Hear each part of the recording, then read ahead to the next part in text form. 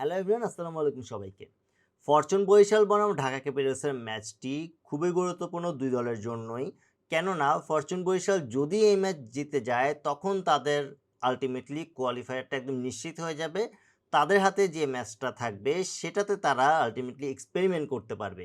অন্যদিকে ঢাকা ক্যাপিটাল যদি তাদের বাকি দুইটা ম্যাচ জিতে সেক্ষেত্রে তাদের চেয়ে থাকতে হবে চিটং কিংসের বাকি ৩টা ম্যাচের দিকে। চিটং কিংস যদি তাদের ৩টা ম্যাচই হেরে যায় সেক্ষেত্রে নেট রান রেট দিয়ে যদি ঢাকা চিটংকে টপকাতে পারে সেক্ষেত্রে ঢাকা প্লে অফে উঠতে পারবে। সো অনেক হিসাব নিকাশ ঢাকার জন্য, তার আগে তাদেরকে জিততে হবে। সো তাদের জন্য এটা একটা টাফ চ্যালেঞ্জ হতে যাচ্ছে।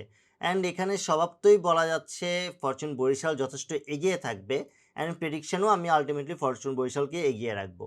আপনার মতে এই ম্যাচে কারা জিতবে অবশ্যই কমেন্ট করে জানাবেন। ভিডিওটি ভালো লাগলে লাইক, কমেন্ট, শেয়ার এবং সাবস্ক্রাইব করে পাশে থাকবেন। আল্লাহ হাফেজ।